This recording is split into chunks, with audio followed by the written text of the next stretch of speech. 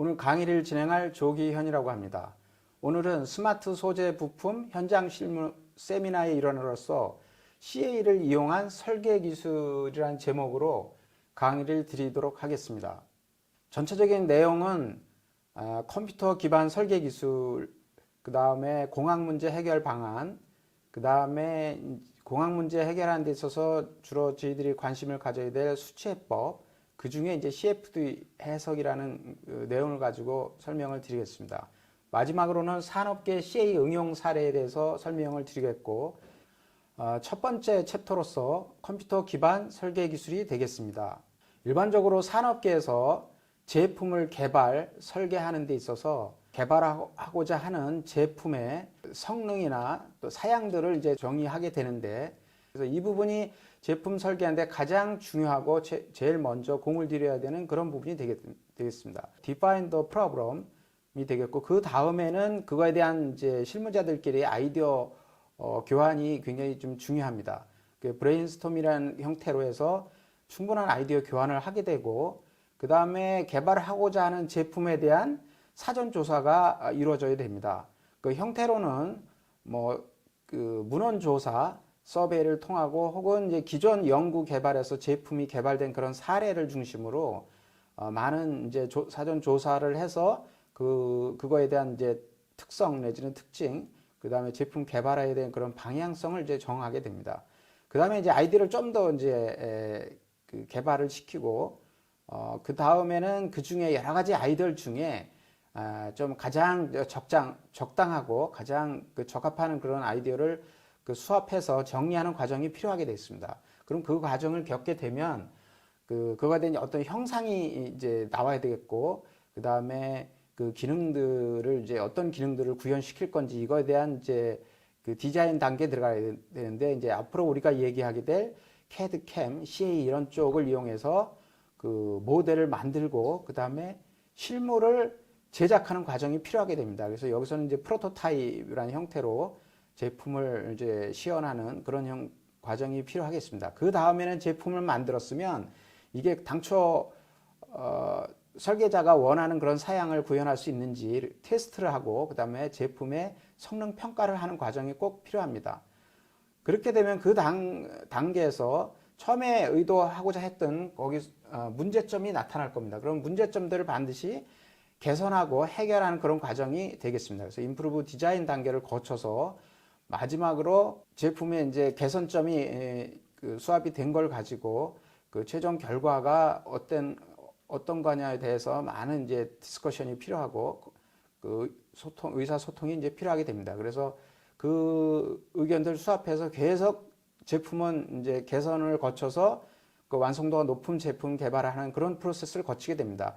이 과정이 계속 연속적으로 반복될 때 우리 제품의 완성도가 높아지고 그 소비자로 하여금 그 제품의 이미지가 좋아지고, 그 다음에 그게 매출로 이어져서 제조업체 입장에서는 굉장히 성공한 그런 제품 개발이 되겠습니다. 그래서 이런 과정을 거치는데 일반적인 이제 제품 개발 프로세스가 되겠고, 이게 이제 저희가 오늘 금일 얘기를 드리려고 하는 이제 컴퓨터 기반으로 한 설계 기술을 좀 더 그 체계적으로 좀 더 그 제조하는데 단가를 줄이고 효율적인 설계 제작 개념으로 제품 개발하는 프로세스를 그 완성시켜 나가기 위해서는 컴퓨터 기반한 그런 기술들이 이제 많이 도움이 됩니다. 그래서 그거에 대한 그 차이점을 비교하기 위해서 과거 제품 개발은 어떻게 했으며, 그 다음에 현재하고 그 다음에 향후는 어떤 식으로 가야 되는지를 이제 비교 설명드리도록 하겠습니다.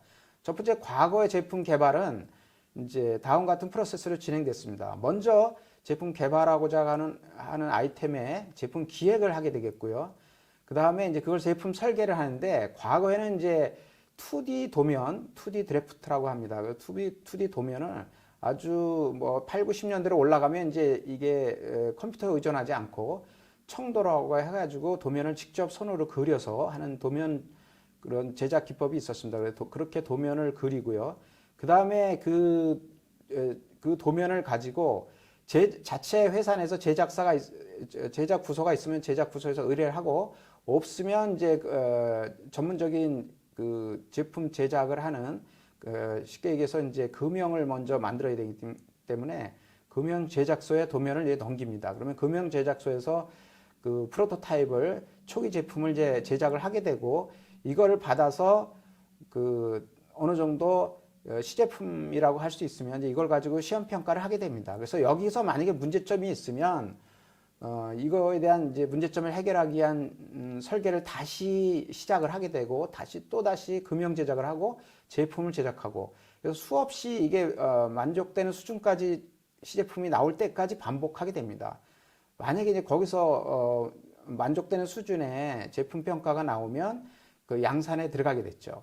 그래서 여기서 이제 중요한 거는 제품 설계하는데도 시간이 좀 많이 걸리고요. 과거에는 손으로 수작업을 하는 경우이기 때문에 그 다음에 금형 제작을 하고 시제품 제작하는 과정이 계속 시행착오를 하게 됩니다. 그러면 이게 시제품 제작하는 데까지의 시간 혹은 거기에 드는 비용 이런 비용들이 한마디로 제품 개발 비용들이 막대하게 들어갑니다. 또 그거와 못지않게 시간도 많이 소요됩니다. 그래서 굉장히 비효율적인 그런 방법이 되겠죠. 그런데 이에 반해서 90년대 이후에는 이제 주로 컴퓨터를 이용한 설계 혹은 이제 제작 이런 기술들이 이제 발전하게 됩니다. 그래서 그런 방법을 도입을 하게 되면 아래와 같은 현 제품 개발 단계의 그런 프로세스를 거치게 되는데 과거 제품 개발 단계하고 이제 다른 게 뭐냐 하면 그 CAD/CAM을 이제 주로 컴퓨터를 이용한 이제 그런 그 설계 혹은 이제 제작 가공까지 컴퓨터를 이용해서 이제 하게 되고요. 거기에 또 하나 이제 도입되게 되는 게 CA 해석이 이제 들어가게 됩니다. CA 해석은 문제점을 사전에 예지해서 그거에 대한 문제점을 컴퓨터 공간상에서 버추얼로 문제점을 예지하고 예측하고 그 다음에 확인하고 그 다음에 문제점을 해결하는 아이디어까지 보태서 그 최종적인 제품 설계를 그 모든 과정을 컴퓨터로 하게 됩니다. 그래서 여기서 그 프로토타입을 제작을 할 수 있고요. 그래서 당연히 프로토타입을 제작하게 되면 이게 완성도가 과거에 수작업에 비해서 오프라인으로 그 기계 가공위에서 하던 그런 작업에 비해서 훨씬 그 제품 개발 사이클이 개선이 됩니다. 시간이 단축이 되고 비용이 절감이 됩니다. 그래서 여기서 나온 그 최종 제품은 훨씬 수정을 추가로 할 수 있는 기회가 거의 없고요. 그래서 거기서 시제품 제작이 되게 되면 시험 평가를 하게 되는데 이 과정은 과거 방식하고 이제 유사하지만 여기서 거의 그 새로운 예측하지 못했던 그런 트러블들이 발생할 가능성은 극히 이제 적게 됩니다. 그래서 그 이전에 이제 수많은 그 시행착오를 컴퓨터 기반한 프로세스에서 이제 해결을 하고 양산으로 들어가게 되겠죠. 이렇게 되면 굉장히 이제 완성도가 높은 제품 개발이 되겠고 따라서 제품 개발하는 데 드는 비용, 그다음에 시간적인 요소가 많이 엄청난 그 절감 효과를 얻게 됩니다. 그래서 요 밑에 표시된 것처럼 CA 해석을 통하게 되면 각 설계 단계에서 성능 및 문제점이 사전에 예측되고 동시에 이제 개선점도 바로바로 피드백이 돼서 목표 미달 시에는 각 단계에서 바로바로 즉각적으로 해결할 수 있는 그런 이제 기술이 되겠습니다. 이게 기본적인 컴퓨터를 이용한 설계 기술을 이제 말씀을 드렸는데 이게 좀 더 체계화되는 그런 과정을 겪게 됩니다. 이게 이제 CIM이라는 용어를 이제 우리가 도입하게 되는데 원래 정식 명칭은 컴퓨터 인티그레이티드 매니팩처링이라는 용어를 이제 쓰게 됩니다. 당초 이제 1973년도에 용어가 이제 도입이 돼 있지만 이제 국내에서는 1980년대 후반, 1990년대에 이제 용어가 국내에 많이 이제 이슈화 되면서 대기업 위주로 이제 도입된 그런 경우가 되겠습니다.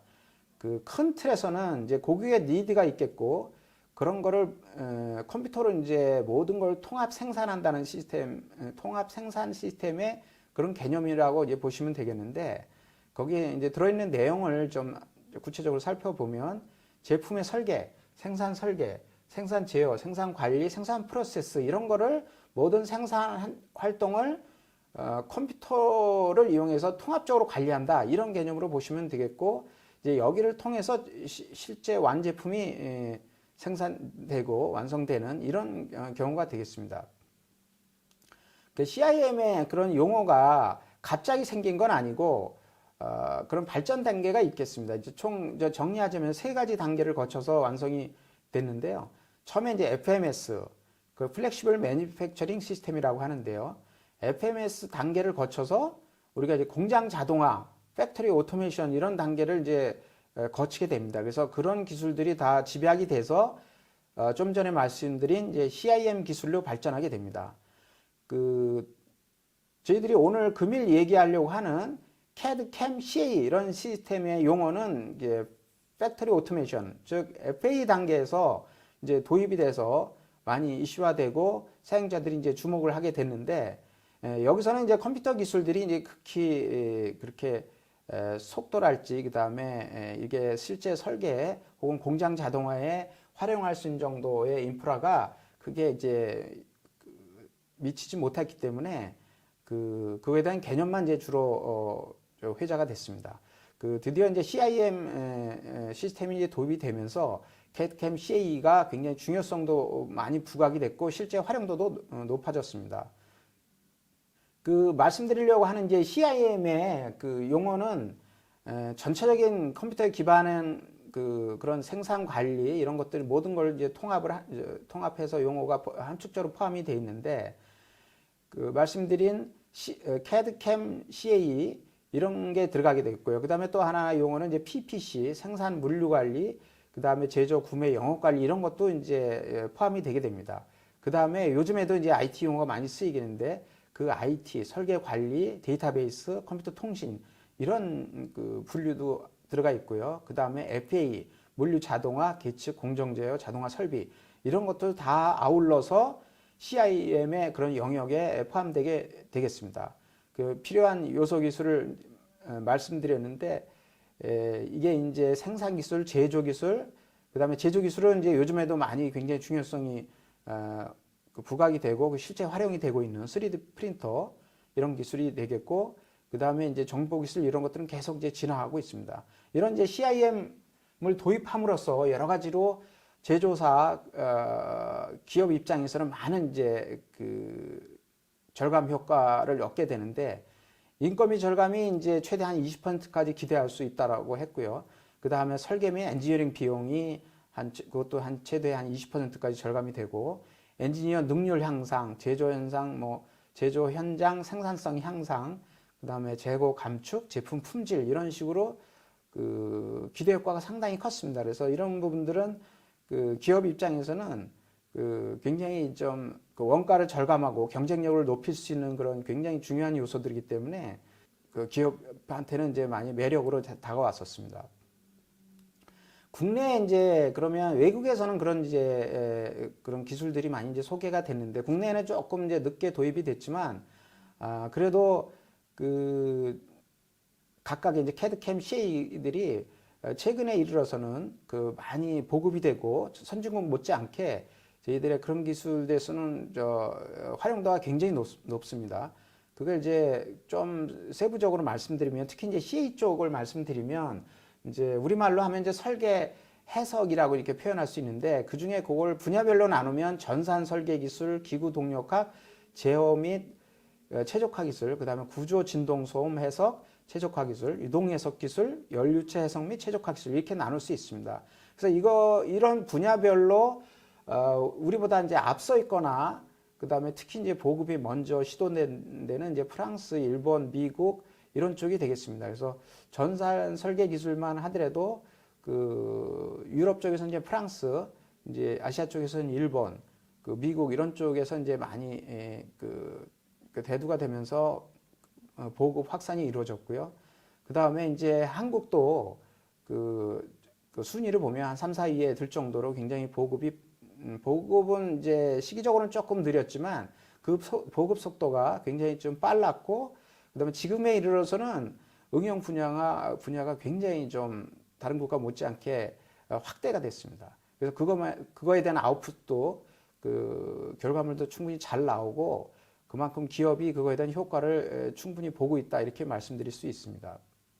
국내 CAD 툴이 보급된 현황을 조금 더 그거에 대한 종류와 그 다음에 쓰고 있는 이제 사이트를 이렇게 설명을 드리면, 국내 이제 전 세계적으로 크게 대형화된 그런 이제 시스템들이 이제 몇 개가 있는데 그 다소 시스템이라는 회사하고 그 다음에 이제 지멘스 뭐 그 다음에 그 PTC 인텔 코리아 뭐 이런 그 기업들이 되겠는데 각 코드별 굉장히 다양하고 많이 있습니다. 그런데 이게 이제 시기를 거쳐서 많이 이제 그 장단점이 소개되고 하면서 그 몇 가지로 주로 많이 쓰는 이제 코드들이 이제 그 있습니다. 그래서 그 최근에 그 인기도가 많이 늘어난 것들이 이제 아이언캐드, 솔리드웍스, 솔리드 엣지 이런 것들이 있겠고요. 한 90년대부터 소개된 PTC 코리아의 이제 프로 엔지니어 여기서 이제 크레오로 이름이 이제 명명이 되어 있는데요.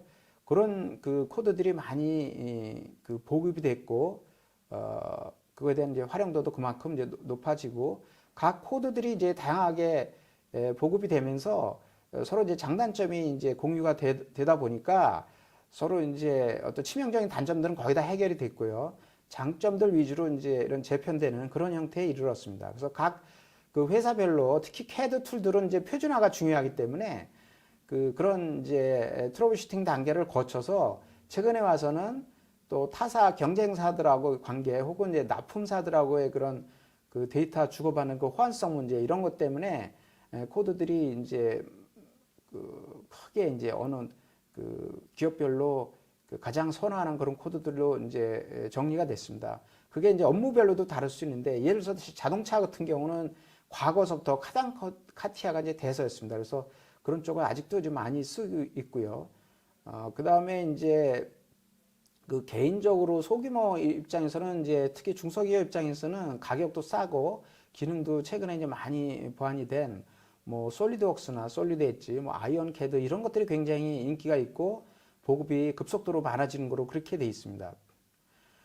반면에 CAD하고 CAM은 꼭 따라다니는 그런 관계인데 CAD에서 디자인하고 제품이 형상화되면 이거를 바로 CAM으로 그 CNC 머신에 걸어서 이제 제조할 수도 있는데 그 전에 시뮬레이션도 이 CAM 툴에서 충분히 해볼 수 있습니다. 그래서 그와 같은 이제 장점이 과거서부터 있었기 때문에 CAD 툴과 마찬가지로 그 CAM 그런 툴도 이렇게 이와 같이 이 테이블과 같이 이제 많이 보급이 돼 있습니다. 다소 시스템, 넥스웍, 그 다음에 데이터페이스, 뭐 이프테크, PTC 코리아 이런 쪽에서 보급이 되고 있고 각 기업에서도 그 특성에 맞게끔 그 CAM 툴을 이렇게 쓰는 거로 이렇게 통계가 나와 있습니다. 그 다음에 이제 CAE, 툴이 이제 되겠는데, 툴은 좀 CAD, CAM과는 조금 약간 다른 특성이 있습니다. 이거는 이제 주로 이제 이론이 기반이 돼서 설계하는 쪽인데, 이제 CAD, CAM은 그냥 그 형상을 디자인하고, 그 다음에 제품을 이제 제작하는 그런 관점에서 그 엔지니어들이 이제 구성이 되어 있고, CAE는 기본적으로 이론이 뒷받침이 된 그런 해석을 통해서 문제점들을 밝혀내고 보완이 된 그런 이제 그 설계 기술이 되겠습니다. 그러다 보니까 종류도 굉장히 다양하고 그 다음에 그 깊이가 굉장히 좀 다양합니다. 그래서 여기에 이제 제시된 그 코드들은 뭐 극히 일부가 되겠습니다만 이제 국내산도 일부 있습니다만 대부분 이제 외국산입니다. 그래서 비용도 좀 비싸고 그렇게 돼 있는데 이제 국내 그 이제 독점 에이전시 그런 데서 이제 보급하는 것들이 되겠습니다. 경원터에서 이제 바라쿠다라는 게 많이 국내에서 보급이 돼서 이제 쓰이고 있고요.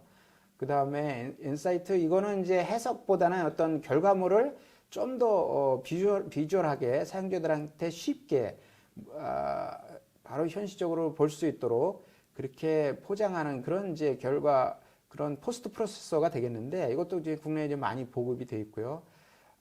다소 시스템에서 스밀리아라는 게 또 굉장히 인기가 있는 것으로 이렇게 되어 있습니다. 그 다음에 다풀이라는 것도 국내에서 좀 많이 쓰이고 있고요. 그 다음에 과거에는 이제 스타 CD, 요즘에는 이제 스타 CCM 이런 이제 코드들도 그 연료체 쪽에서 근래는 이제 연료전지, 뭐 2차 전지 이런 쪽에 이제 활용도가 높은데 이런 쪽에서 사용자들 많이 이제 집중되고 있습니다. 그다음에 알테어도 굉장히 그룹화돼 가지고 굉장히 많은 패키지를 내놓고 있는데요. 각 분야별로 모든 패키지들이 이제 커버가 되고 있고 그 보급도 많이 되고 있습니다.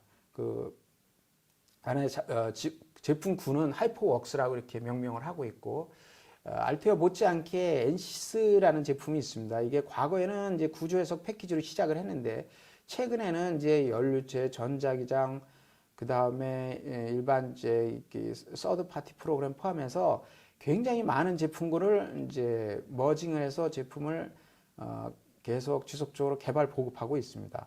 그 다음에 이제 뭐 기타 많이 이제 있지만 이제 지멘스라는 데서도 이제 그런 그 유사한 제품군을 많이 보급하고 있고, 그 자세한 게 보급사 이것들은 이제 국내에 있는 전체적인 걸 다 포함하고 있지 않지만 엄청난 기업들이 요즘에는 쓰고 있고 그거에 대한 아웃풋을 충분히 내고 있다고 이렇게 판단하고 있습니다. 그러면 지금까지 말씀드린 이 CAD/CAM CA를 이용해서 설계가 좀 어떻게 달라지게 되느냐, 그런 전체적인 설계 프로세스를 맨 처음에 서두에 말씀드린 그런 내용보다 조금 좀 세부적으로 말씀을 도표화해서 말씀을 드리겠습니다. 그 처음에 제품 개발하려고 하면 그걸 설계를 어떻게 할 건지, 그 제품이 가져야 될 어떤 구비 성능 이런 것들이 어떤 건지 이런 것들을 그 요구사항들을 정리할 필요가 있습니다. 그래서 설계 엔지니어가 그런 부분들을 망라해서 정리하고 그 다음에 이슈 사항들을 이제 의견을 받고 그 다음에 서베이도 하고 뭐 이렇게 하게 되겠죠. 그래서 디자인 리퀘어먼트 단계가 있게 되겠고, 그런 그 리퀘어먼트들을 그 우리가 제작하려고 하는, 개발하려고 하는 그런 제품의 구체적인 성능을 사양을 전부 나열할 필요가 있습니다. 그래서 이제 용어상으로는 requirement specification 이렇게 이제 표현할 수 있고요. 그런 사양들을 전기적인 성능, 기계적인 성능, 기타 환경 요인에 관련된 성능, 모든 성능을 이제 그 정리해서 그 성능을 만족시키는 제품을 개발하려면 거기에 관련돼서 그 달라지는 이제 프로세스들이 달라지기 때문에, 그래서 그런 것들이 이제 정리가 되겠고요. 그 다음에는 feasibility 리포트가 있겠습니다. 그 다음에는 이제 그거를 구체화할 컨셉 디자인 단계가 되겠고요. 컨셉 디자인 단계에서는 기본적인 이제 형상은 어떤 형상이 되겠고, 이런 이제 간단히 손으로라도 스케치하는 단계가 되겠고요. 그래서 구체적인 아주 디테일한 이제 형상이나 그 도면까지는 아니더라도 그 제품의 어떤 특징을 포함할 수 있는 그런 이제 컨셉 디자인 단계가 꼭 필요하고, 굉장히 여기서 많은 의견 도출이 필요하고 그 정리가 좀 필요한 그런 단계가 되겠습니다. 그렇게 되면 그 다음에 좀 더 구체적으로 지금까지 말씀드린 CAD 툴, 컴퓨터를 이용한 도면 형상하고 도면을 설계하는 그런 이제 과정이 되겠습니다. 그래서 그 모델링이라고 하는데요. 모델링에는 기본적으로 각 파트, 컴포넌트들에 대한 어떤 형상, 그리고 치수도 다 포함이 돼야 되고요. 그게 어셈블리 됐을 때 전체적으로 제품을 조립을 했을 때 그 형상이 자세하게 나타날 수 있도록 전체적인 작업이 다 포함이 되겠습니다. 그래서 CAD 단계를 거치게 되면 그 다음에는 제품의 성능, 그 다음에 문제점을 도출하고 해결할 수 있는 그런 과정이 되겠는데, 일명 그 CA 단계가 되겠습니다. 그러면 CA 단계를 좀 더 나누게 되면 어널리시스, 옵티마이제이션, 이밸루에이션 이렇게 되겠는데, 어널리시스는 만약에 이제 그 구조 해석이다 그러고 하면 구조물이 가져야 되는 강도, 그 다음에 내구성, 그걸 구체적으로 물리적인 수치로 물리적인 양으로 나타나게 되면 변형량, 변형률, 변형률 속도, 그 다음에 응력, 뭐 이런 것들을 이제 하나하나 그 수치를 좀 확인해야 됩니다. 그래서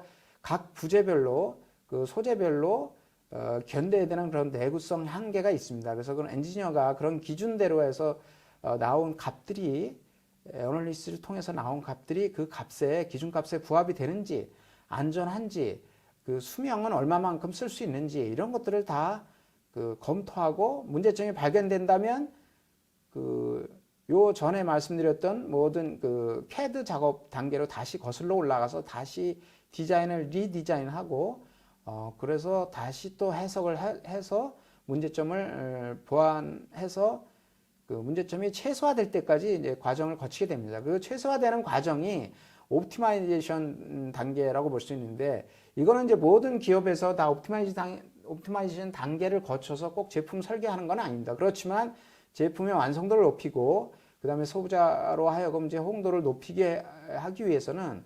어널리시스의 꼭 그 뒤에 옵티마이제이션 단계를 거쳐야 됩니다. 그래서 이거는 앞으로 좀 더 이 기술을 더 발전시켜 나가서 더 완성도를 높여야 되는 그런 과정이 되게 되겠습니다.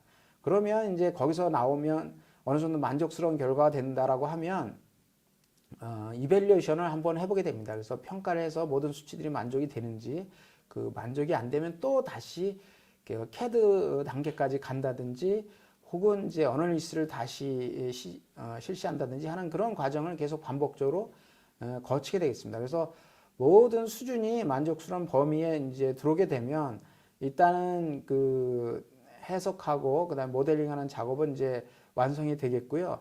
그다음에 이거를 그 이제 제품화하는 그러니까 일단 설계가 끝났으니까 제작으로 넘어가야 되는데 이거를 그 같은 부서에서 같은 엔지니어가 모든 작업을 하지 않게 되겠습니다. 타 회사 혹은 뭐 같은 회사에서는 타 부서에 지금까지 결과물들을 넘겨야 되기 때문에 이것들 모든 것들을 문서화하는 작업이 필요합니다. 이거는 예를 들어서 수치를 여기 도면에 다 제시한 거 포함 그런 걸 당연히 포함되는 것뿐만이 아니고 그다음에 그 제품에서 제작 과정에서 꼭 주의해야 될 사항, 그다음에 가공 수치나 가공 그런 거 가공 방법 이런 것들 가장 디테일한 이런 것들을 문서화해서 그 캠 단계로 캠 부서 혹은 캠 담당자한테 넘기는 그런 작업이 필요하게 됐습니다.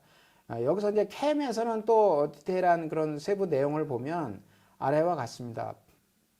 그 프로세스를 플래닝 하고요.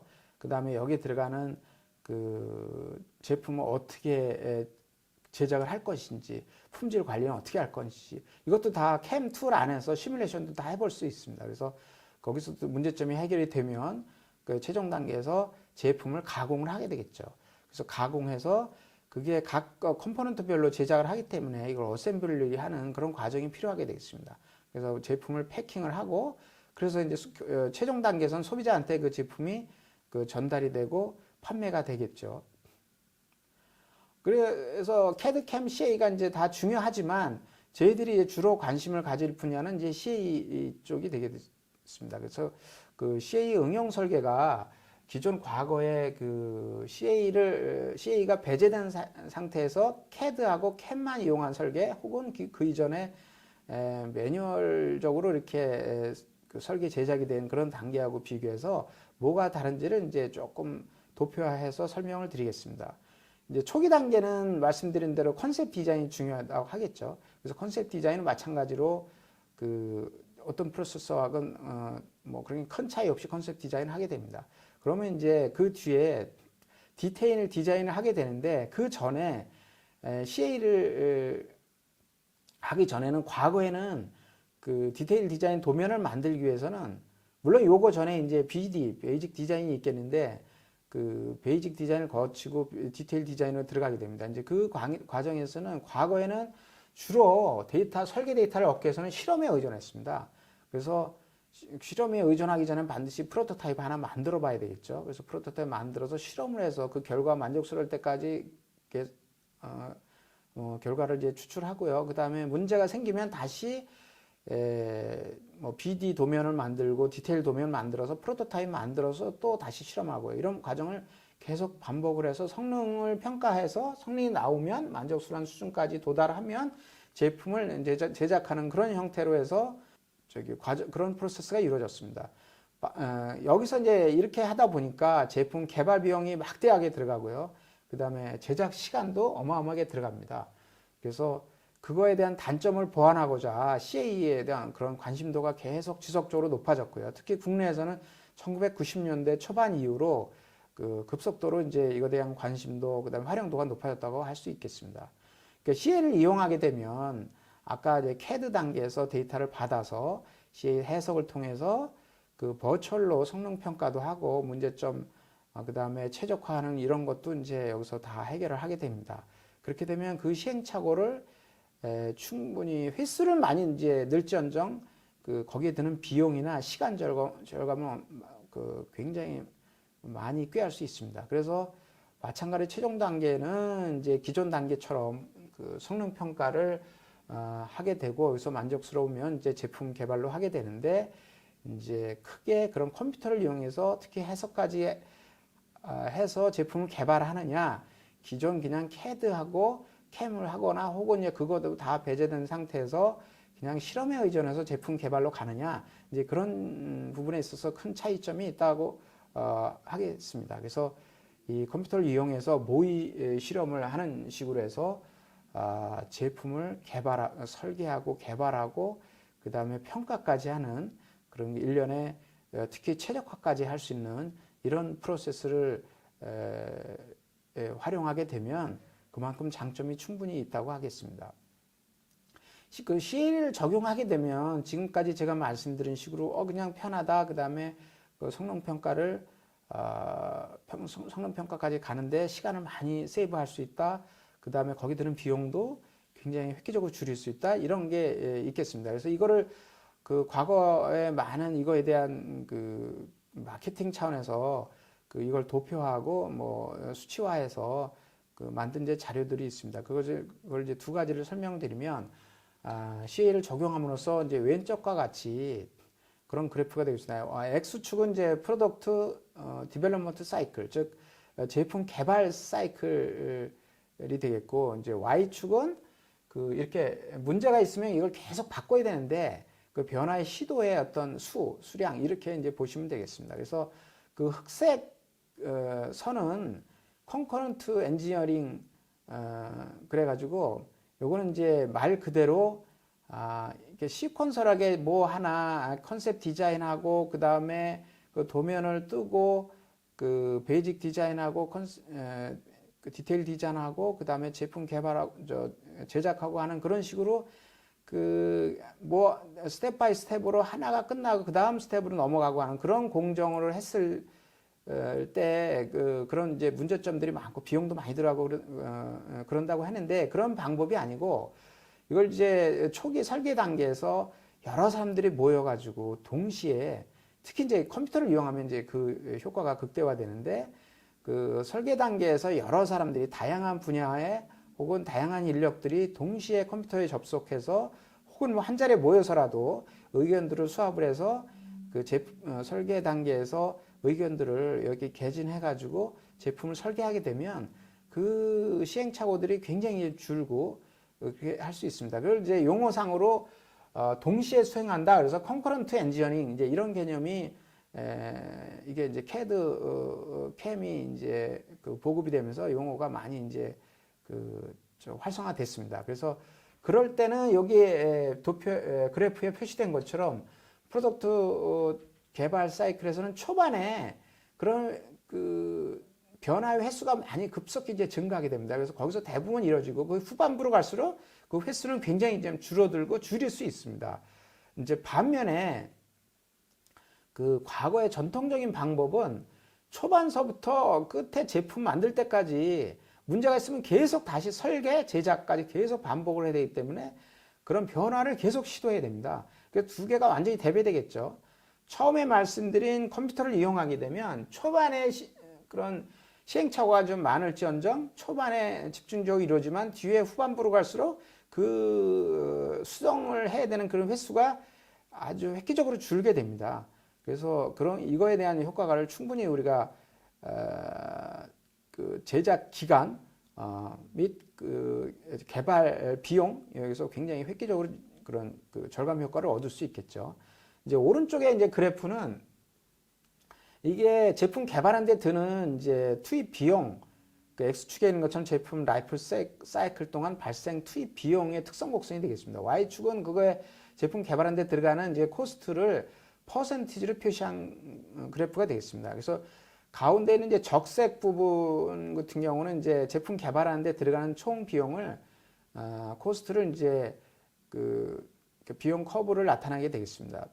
근데 우리가 이제 그 CA를 활용하게 되면 이 초반에 그 우리가 여기 이제 용어상으로는 이제 디테일 디자인까지 해서 드는 이제 비용이 전체적인 제품 개발에 드는 비용 총 비용에 비해서 한 20%밖에 안 됩니다. 그래서 여기서 그런 왼쪽에는 커브처럼 수차례 시행착오는 많이 하지만 컴퓨터를 이용한 가상의 어떤 설계 단계에서 시행착오를 많이 하지만 여기에 드는 비용은 그 20%, 총 비용의 20%밖에 안 됩니다. 그래서 이거에 대한 충분히 CA를 이용한 컴퓨터를 이용한 설계 제작에 있어서의 굉장히 좀 매력이 있다는 그 수치를 그래프로 설명하고 있습니다. 그 다음에는 이제 컴퓨터를 이용해서 좀 더 고차원화된 그런 설계를 할 수 있는데 우리가 그거를 일명 이제 최적 설계를 할 수 있습니다.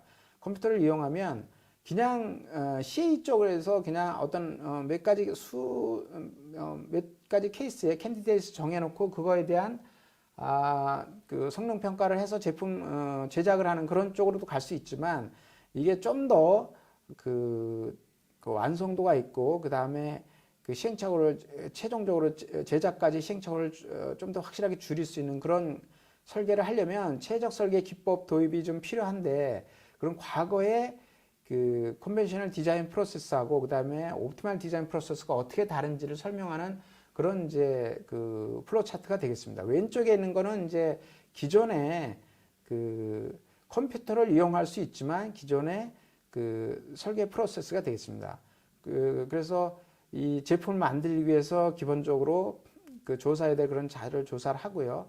그 초기 값을 뭐 그 제품의 어떤 사용 환경이나 이런 것들을 이제 검토를 해서 수치화하고 그 다음에 그게 만약에 그냥 그 CA를 이용해서 그 설계하는 그런 또 설계 제작하는 그런 프로세스다. 그러면 이제 어널리스를 한번 해봅니다. 근데 퍼포먼스를 한번 그 체크를 해보고요. 그 임계값에 도달하는지 어떤 하자는 없는지 이런 걸 검토하게 되고 그 설계 기준에 그게 만족스러운지 아닌지를 판단하게 됩니다. 만족스러우면 이제 여기서 그 설계는 끝이고 제작까지 넘어가면 되겠죠. 근데 문제가 있으면 이거를 피드백 받아서 다시 어널리스를 해봅니다. 물론 이제 여기에 그 CAD에서 그 형상 변화한다든지 수치를 바꾸는 이런 작업이 계속 반복이 되게 되겠습니다. 그 반면에 이제 오른쪽에 있는 그 옵티멀 디자인 프로세스에서는 옵티멀 디자인을 하는 데 있어서는 조금 그 우리가 더 추가적으로 해야 될 작업들이 있습니다.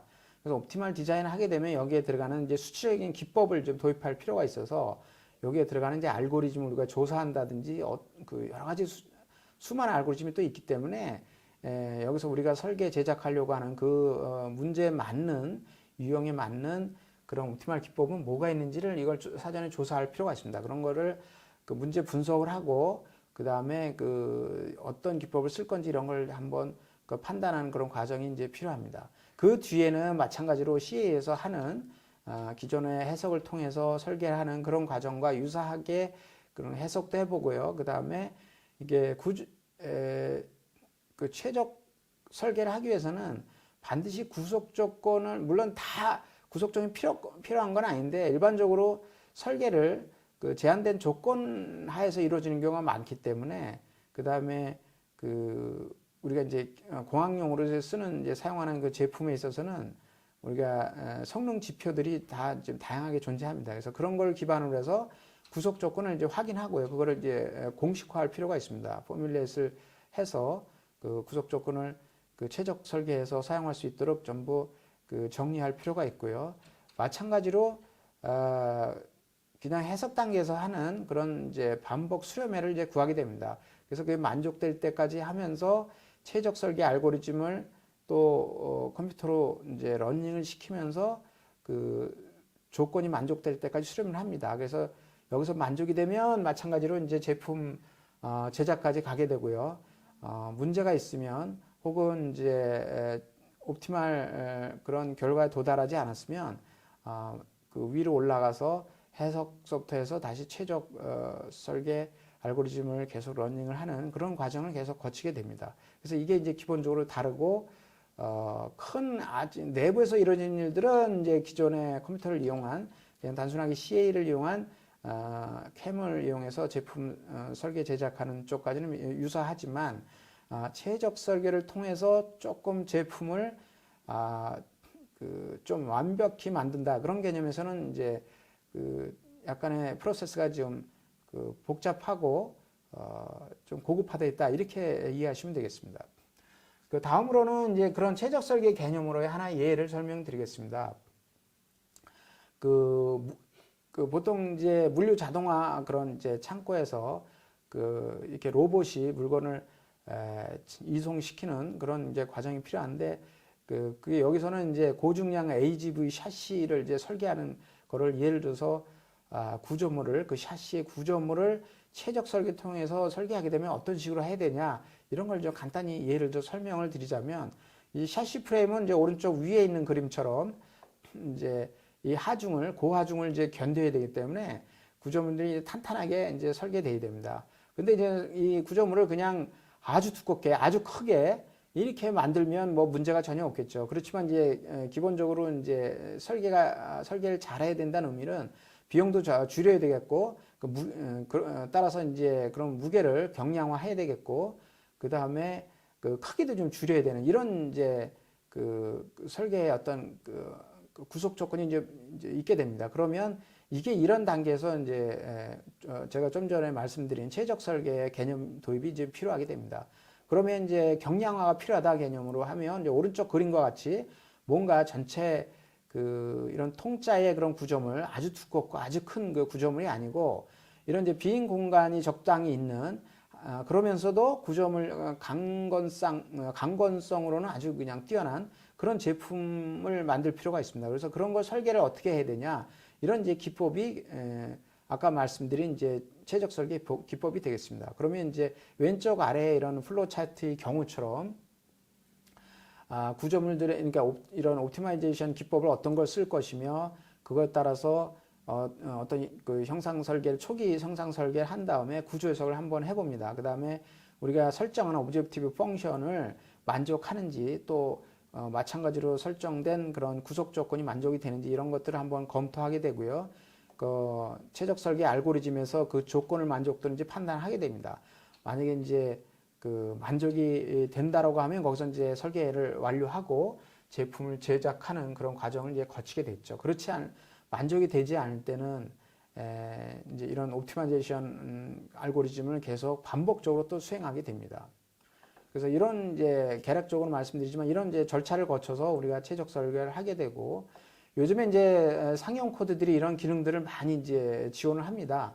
그런 것들을 이제 어떤 프로세스에 거쳐서 할 수 있는지를 나타내는 예입니다. 이거는 이런 구조 해석뿐만이 아니고 이제 그 연료동 해석이나 전자기장 해석이나 이런 쪽 CA 쪽에서 굉장히 사용자가 제일 많다라고 해도 이제 과언이 아닌데요. 그런 사용자 많이 확보하고 있는 NCS에서 제공하고 있는 워크벤치 툴에서의 그런 그 작업 환경을 이제 제시하는 하나의 예입니다. 그래서 처음에 이제 지오메트리를 제시하고 이걸 이제 옵티마이제이션 하나의 알고리즘을 써서 옵티마이제이션 하고요. 그 다음에 좀 더 이런 그 제품에 대한 어떤 형상을 이제 클린업을 해서 실제 계산을 컴퓨터 계산을 하더라도 무리가 없을 정도의 약간의 가공 작업을 한 다음에 우리가 시뮬레이션 한번 해봅니다. 그래서 거기서 이제 최종적인 판단을 해서 그 최종 해가 나오면 그걸 가지고 출력을 해가지고 또 도면화해서 그 가공 캠 단계를 거쳐서 제품을 이제 제작하는 그런 단계를 거치게 됩니다. 우리가 최적 설계 기법이 여러 개 있다고 하는데 분야별로 굉장히 다양한 경우가 있겠습니다. 좀 복잡한 경우가 있게 되겠는데요. 이게 MDO 기법이라고 하죠. 이거는 좀 특수하게 아주 복잡한 그러니까 예를 들어서 여기 이제 사례의 경우처럼 비행기 구조물, 비행기 전체 동체 그 안에 이제 동체라고 치면 그 뭐 날개만 있는 게 아니고 내부의 승객, 좌석 배치, 이 안에 전체적인 기능 뭐 이런 거를 구현하려면 굉장히 우리 구비돼야 될 설계에서 해결해야 될 요소들이 너무 많습니다. 그런 이제 요소들이 너무 많다 보면 여기에 이제 기능이 많다는 건데 그 기능을 만족시키는 게 분야로 치면 우리 학문 분야로 치면 굉장히 많습니다. 뭐 여기서 그 얘기하는 오른쪽 그 박스에서 얘기하는 그냥 다양한 공학 해석 즉 뭐 이렇게 우리가 해석적인 분야로 치면 구조 해석, 동력학, 연료체 유동 해석, 제어 전자기장 해석 등을 동시에 해결해야 됩니다. 그러면 여기에 들어가는 엔지니어들이 굉장히 좀 다양한 엔지니어들이 많아야 되고요. 그 다음에 툴로 치면 툴로도 뭐 이거 한 개 툴이 다 커버를 못하기 때문에 그 만족되는 툴을 다양한 걸 써야 됩니다. 그러면 이제 이런 문제를 해결하기 위해서 도입된 그 방법이라고 볼 수 있는데, 그래서 요거를 이제 멀티디스플리너리 디자인 옵티마이제이션 메소드 그래가지고 MDO 메소드 이렇게 이제 명명을 합니다. 그래서 이걸 이제 어떤 프로세스를 거쳐서 이제 설계를 하냐 보면 그 오른쪽 아래에 이런 이제 그 블록 다이어그램처럼 이제 이런 순서를 거쳐서 하게 됩니다. 그러면 지금까지 제가 설명드린 내용과 좀 다르게 이 다분야 디자인 옵티마이제이션 이런 이제 기법을 쓰고요. 그 다음에 여기서 이제 또 하나 추가되는 게 reliability based design optimization, possibility based design optimization 이런 이제 검토를 거쳐서 우리가 이제 제품 설계를 하는 이런 과정이 되겠습니다. 그래서 이거는 이제 일반적인 이제 규모가 작고 그다음 단순 제품을 만드는 데서는 이제 이런 기법이 필요 없지만 굉장히 다양한 물리 현상을 동반하는 또 제품의 어떤 구성 요소가 굉장히 복잡하고 그 대형화된 그런 제품들을 만드는 하나 예를 든다면 이제 비행기 구조물, 그 다음에 뭐 그 터빈 그런 엔진 이런 쪽을 설계 제작 납품하는 그런 기업에서 활용 가치가 높다 할 수 있겠습니다. 또 하나 이제 설계 기법 중에 이제 역설계라는 개념이 있습니다. 이 역설계는 우리가 이제 당초에 과거에는 우리가 그 설계 기술들이 초기서부터 가지고 있는 설계 기술들이 거의 없습니다, 솔직히. 그래서 그 외국에서 이제 앞서 있는 설계 기술들을 우리가 이제 팔로우를 해서 제품을 이제 새로운 성능이 뛰어나거나 아니면 최소한 그 동등한 이제 제품을 이제 만들어서 기업에서는 그걸 가지고 이제 계속 기업을 키워나가고 돈도 벌고 이렇게 해야 되는데 그런 측면에서 많이 취약하기 때문에 그걸 역설계라는 그 설계 기술을 이용하게 되면 그 설계 개발하는 그 제품 개발하는 데 프로세스가 엄청 단축이 됩니다.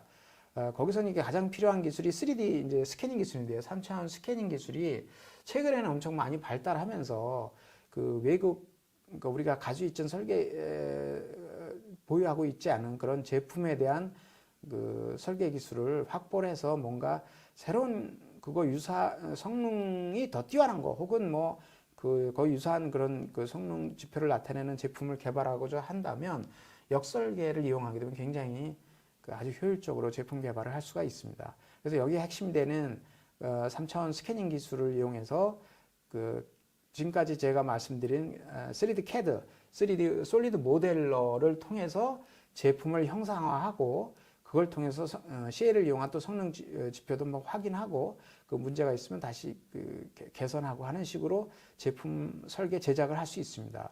그래서 기본적으로는 기존 제품하고 동일한 형태로 형상을 제작을 해서 제품을 한번 구현해 보고요. 그 다음에 거기서 우리가 아이디어를 추가적으로 보태서 문제점이 추가적으로 개선이 된 그런 제품을 만드는 그런 과정에 굉장히 유용한 도구라고 볼 수 있겠습니다. 그 다음에 이제 우리가 CIM, CAD/CAM을 이용한 이제 CIM 그런 시스템 기술을 설명을 드렸었는데 그 다음에 그걸 기반으로 해서 좀 더 진보된 진화된 기술이 PLM 기술이 되겠습니다. 이건 이제 기본적으로 회사 입장에서는 이제 도면 관리, 도면이 이제 CAD 시스템으로 3D 솔리드 모델을 통해서 그 도면들이 굉장히 많은 도면들이 복잡한 도면들이 관리되고 있을 텐데 이걸 좀 체계적으로 도면 관리뿐만이 아니고 거기서 나가서 BOM 작성, 그 다음에 뭐 심지어는 이제 그 제작까지 맡기려면 이제 발주를 내는 그런 행정적인 과정이랄지 이런 제품 개발에 들어가는 모든 엔지니어가 수행하는 그런 설계 단계에서 필요한 모든 요소들을 다 수합을 해서 그 하나의 일관된 프로세스로 만들어서 그 구현하려고 하는 게 이제 그 PLM 시스템입니다. 용어상으로는 이제 프로덕트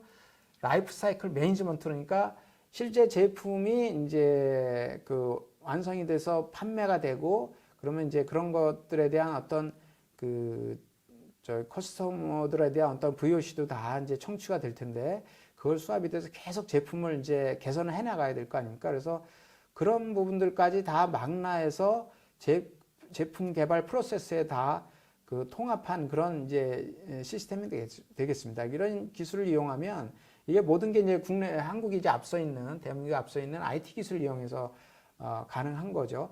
그래서 이렇게 되면 제품 개발 시간을 단축해주고 품질까지 그 향상시켜주면서 결과적으로는 최종적으로는 실질적으로는 원가를 감소시켜주는 이런 이제 효과가 기대가 되겠습니다. 그래서 이게 하나의 패키지로 나와서 요즘에 이제 많이 보급이 되고 있습니다. 그래서 오른쪽에 있는 이런 하나의 이제 패키지가 그런 하나의 예가 되겠습니다. 그래서 국내에서는 이제 CAD 그런 툴과 유사하게 이게 PLM 패키지를 보급하는 회사들이 국내 이제 그 많이 있고 국내 이제 대기업에서는 이제 많이 도입이 돼서 쓰고 있습니다. 그래서 외국에서 공급하고 있는 패키지를 하더라도 바로 이걸 CAD 패키지처럼 갖다 바로 쓸 수 있는 정도는 아니고 이제 그 각 기업 실정에 맞게끔 커스터마이징 하는 단계가 이제 추가적으로 필요합니다. 그러면 이제 이런 PLM 패키지를 공급하는 회사 입장에서는 그 여러 가지 그 기업으로부터 리퀘어먼트를 받아서 컨설팅을 통해서 그 기업에서 원하는 형태의 그런 패키지로 커스터마이징을 해서 그 실제로 이제 그 우리가 인트라넷이라고 하죠. 기업에서 모든 행정 처리를 하는 그런 이제 프로그램 패키지 형태로 만들어서 제공하게 됩니다. 그래서 여기서 왼쪽에 테이블에 그 왼쪽에 있는 것처럼 그 패키지 종류는 이제 많이 있지만 장단점이 있습니다. 그래서 그 크게는 지멘스에서 제공하는 PLM 패키지가 있고요. 그 다음에 다솔트 그 시스템 이런 것도 있고 오라클에서 제공하는 것도 있고요.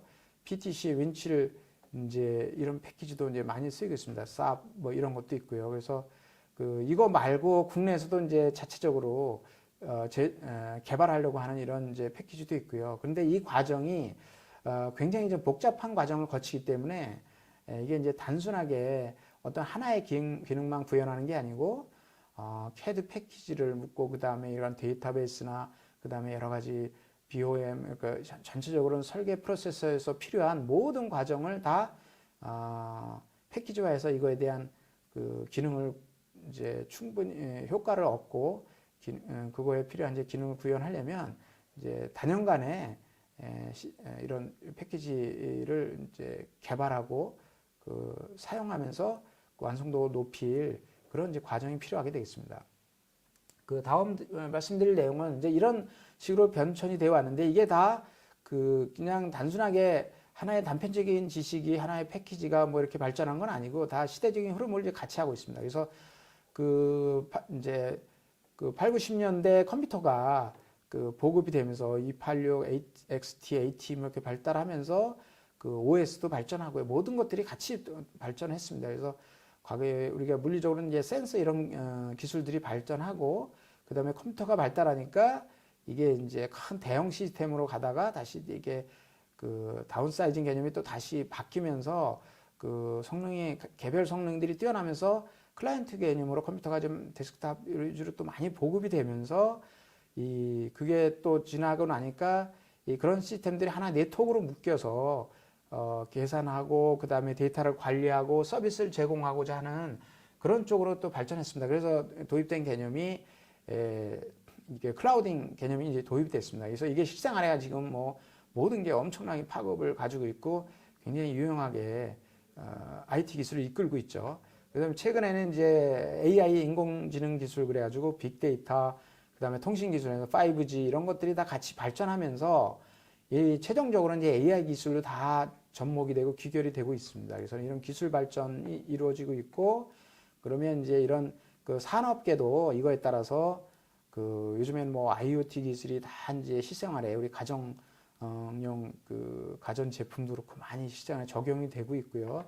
결과적으로 기업체 입장에서는 그 이런 이제 고효율화가 되고 그 다음에 내구성이 좋아지고 그 다음에 에너지 절감도 되고 환경에 친화적인 이런 쪽 요소들도 같이 다 동시에 발전하는 그런 이제 형태가 되겠습니다. 그래서 기업 입장에서는 그것들이 다 원가를 줄이고 제품 개발 사이클의 타임을 줄일 수 있는 그런 요소로 작용하기 때문에 기업 입장에서는 제품이 성능이 좋아지는 거는 소비자들한테 이점이 되겠지만 지금 일련의 이런 과정들이 다 총체적으로 기술 개발이 되면서 기업 입장에서는 이익을 최대화할 수 있는 이런 쪽으로 이제 발전을 하는 시점에 이르렀습니다.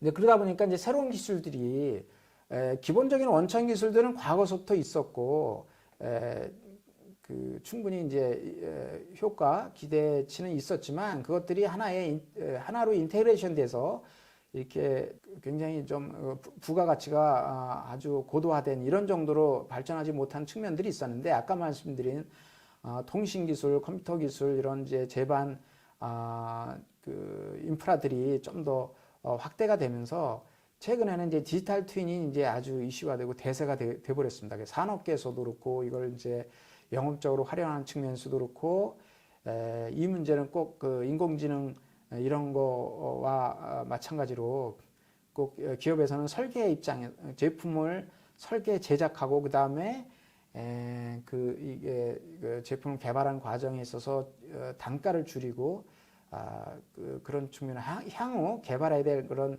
기술들에 있어서는 이 디지털 트윈의 하나의 용어로 그냥 그 함축적으로 의미를 표현할 수 있습니다. 디지털 트윈의 원래 이제 개념은 이제 이것도 시기적으로 오래됐습니다. 2002년에 미국 마이클 제 그리피스 박사가 그 처음에 이제 제안한 건데 이거는 이제 이것도 사실은 제가 좀 전에 말씀드린 이제 PLM 개념에서 이제 그 설명을 해서 이제 용어가 이제 등장을 한 겁니다.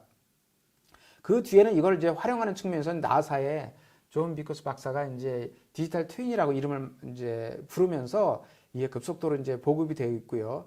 그 국내에서도 최근에는 그 웬만한 이제 그 산업계에서는 이거를 이제 적용하려고 그냥 굉장히 애를 쓰고 있습니다. 그래서 이게 특히 이것도 이제 초기 단계이기 때문에 이 맞는 디지털 트윈에 맞는 이게 아주 적합한 이런 회사에서는 이미 그 커머셜하게 이제 많이 보급이 돼서 쓰고 있고요. 이게 이제 좀 그런 이제 규모나 그다음에 기술적인 완성도가 좀 부족한 이런 측면에서는 이제 이거에 대한 이제 인식 정도만 할 정도고 이제 앞으로 이걸 이제 어떻게 도입을 할 건지 어떤 식으로 그 적용할 건지 이런 이제 내부적으로 기획 단계에 있는 거로 이제 돼 있습니다. 그래서 그 향후에는 이 기술들이 굉장히 많이 이제 보급돼 쓸 거로 이제 그렇게 보고 있고요.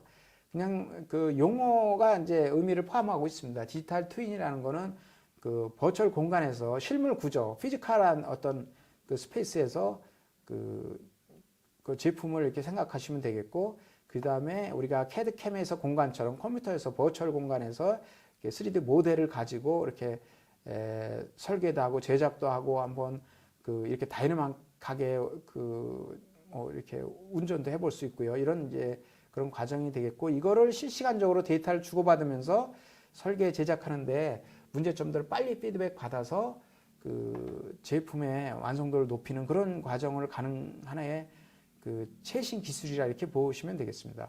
그래서 여기에 이제 필요한 단계가 아주 초기 단계로 치면 레벨 1, 우리가 지금까지 얘기 드린 3D 모델링 한다, 그 다음에 어떤 결과물을 보여준다, 비주얼라이제이션, 그 다음에 어떤 해석하고 이런 것들이 이제 레벨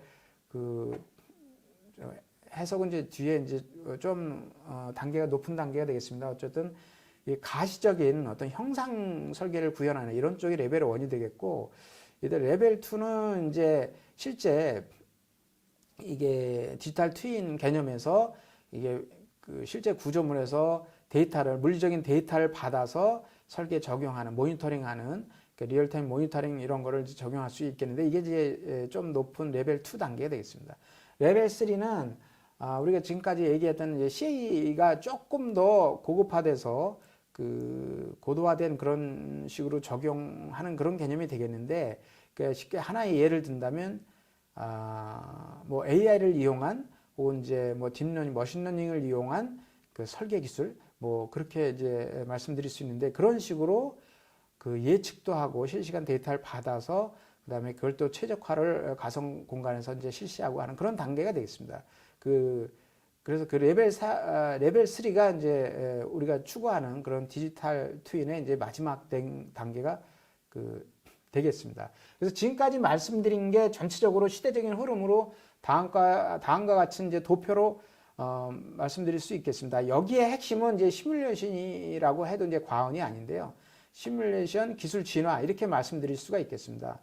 이게 이제 기술적인 이제 초기 단계는 1985년 언저리 그런 쪽에서부터 출발했다고 볼 수 있는데 이게 이제 컴퓨터가 발달하면서 80년대 후반에서 90년대 초반 컴퓨터가 발달하면서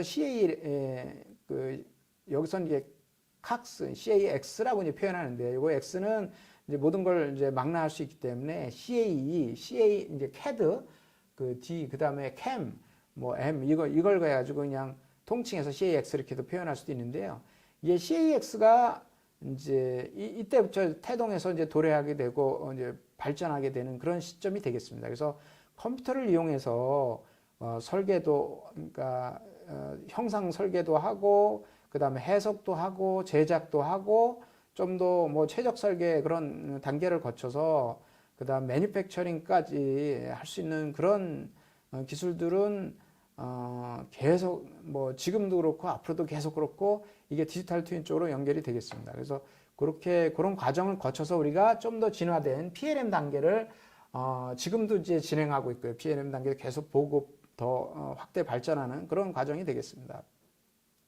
이게 완성도가 높은 거는 이제 디지털 트윈으로 이루어지는데 이거는 이제 아직은 이제 시초에 불과합니다. 그래서 계속 우리가 추구해야 될 게 여기 뭐 키 챌린지라고 지멘스에서 이제 제시한 자료에 의하면 이런 것들이 좀 더 그 발전하고 그걸 통해서 각 기업에서 다 하나의 그 크게 이제 이거에 대한 뭐 공부 내지 준비 없이 바로 패키지 형태로 이제 도입할 그런 시점이 되면 충분히 이제 보급도 급속도로 더 빨라질 거로 이렇게 보입니다. 그래서 이런 식으로 가게 될 거고 그거의 그 중심에 있어서는 시뮬레이션, 그제 특히 이제 CA라는 그 중요성이 굉장히 중요하고 앞으로 소멸할 수는 없고 계속 확대 적용하면서 가치가 더 증대될 거라 이렇게 보고 있습니다.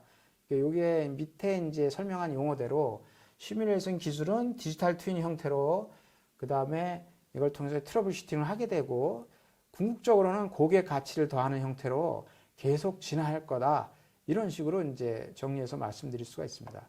그래서 요게 이제 그걸 하나의 이제 디지털 트윈 뭐 혹은 이제 인공지능을 이용한 이제 설계 기술 이런 식으로 좀 더 구체적으로 하나의 좀 그 초점을 설계 혹은 이제 CA 쪽에 관련돼서 그 좀 더 다른 형태로 이렇게 말씀드린 이와 같이 표현될 수 있습니다. 그래서 오른쪽에 있는 이제 그래프는 왼쪽에는 이런 다분야 아까 MD에도 설명드렸는데 아주 다양한 전공을 가진 사람들이 그래서 이런 이제 화학공학 뭐 화학 쪽을 전공한 사람 혹은 그냥 일반 엔지니어, 기계 엔지니어 뭐 이렇게 될 수도 있고 그 다음에 이런 뭐 그 여러 가지 경제성 이런 거 검토하는 사람 뭐 다양한 뭐 전기공학자 뭐 이런 사람들이 모여가지고 다양한 사람들이 모여야 기본적으로 우리가 다양한 기능을 갖는 제품을 설계하게 되는데 과거에는 지금도 이렇게 하고 있습니다. 이런 사람들이 모여야만이 이런 이제 거기서 구비되는 그런 성능 지표들을 만족시킬 만한 그런 제품을 제대로 설계할 수 있습니다. 그래서 이런 사람들이 다양한 사람들이 다양하게 다양한 공간상에서 혹은 다양한 엔지니어들이 모여서야만이 그 제품 설계할 수 있는 단계가 되겠습니다.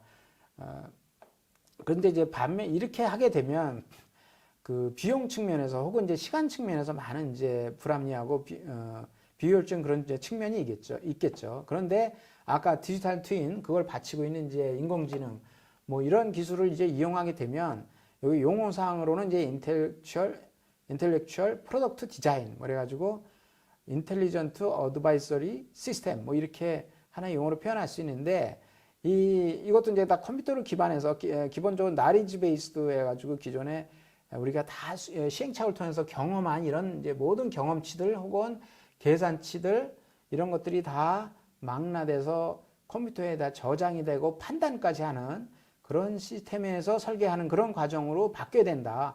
즉, 왼쪽에 기존의 컨벤셔널 프로덕트 디자인 개념에서 오른쪽처럼 컴퓨터 기반한 이런 이제 설계 기술로 바뀌어야 된다. 이런 개념에서 이런 프로세스가 이루어져야 된다. 이런 개념에서 이제 도표한 그런 개념이 되겠습니다. 그래서 이걸 하나의 그 뭉뚱그린 하나의 통합된 이제 용어로 설명드리자면 그 인공지능 제품 설계 프로세스가 되겠습니다. 그래서 초기 단계는 이제 거의 유사한 과정을 겪지만 중간 과정에서는 어떻게 보면 완전히 다른 아주 효율적인 그런 설계 시스템으로 가야만이 기업 입장에서는 굉장히 경쟁력을 제고시킬 수 있고 소비자 입장에서는 아주 우수한 제품을 아주 싸게 그다음에 다양한 제품들을 접할 수 있을 거다. 이런 과정이 되겠습니다. 그러면 이런 설계 과정이나 이런 시스템을 운영하는 측면에서 인프라가 구축이 돼야 되거든요. 그러니까 소프트웨어만 이렇게 되면 안 되고 하드웨어적으로 이런 기술들이 같이 동반이 되고 수반이 돼야 되는데 이게 이제 소위 얘기해서 이게 어떤 식으로 설계해야 되냐 그러면 그거에 맞게끔 이제 하드웨어 기술들이 이제 여기 인테그레이션 돼야 됩니다. 그래서 도입된 개념이 클라우드 베이스드 이제 워크벤치라는 거 용어를 이제 써서 설명을 드릴 수가 있겠는데 이거는 이제 뭐냐면 같은 공간에서 설계자들이 다 한 개 사무실 혹은 한 개 기업에 있을 필요 없고 이런 이제 클라우딩 시스템을 하나 두고 설계자들 각 기업에 다 공간이 다른 쪽에서 엔지니어들이 이렇게 존재하고요. 뭐 분야가 다른 사람들이 있을 수 있고 그런데 그래서 이 클라우딩 시스템에서 모든 설계 제작 그러니까 예를 들어서 3D 설계를 하게 된다고 치면 그 데이터들을 서로 공유하게 됩니다. 실시간적으로 바로바로 수정을 해서 업데이트하고요. 의견 교환도 바로 공간상에서 실시간적으로 수행을 하게 되고 이런 것들을 다 하드웨어적으로 이런 이제 서버를 통해서 혹은 이제 여기 계산하는 것도 CA 쪽도 다 포함이 되게 됩니다. 이렇게 되면 뭐 심지어는 제작까지 하게 됩니다. 그래서 이게 하나의 인테그레이션 돼서 실시간적으로 이루어지는 그런 시스템을 되겠는데 이게 이제 워크벤치라는 용어를 아까 NC에서 쓰고 요즘에 이제 CAD 시스템에도 많이 도입을 하게 되는데 클라우드 이런 하드웨어적인 시스템을 쓰고 이런 소프트웨어적으로는 이런 그 워크벤치라는 이런 이제 그 툴을 써서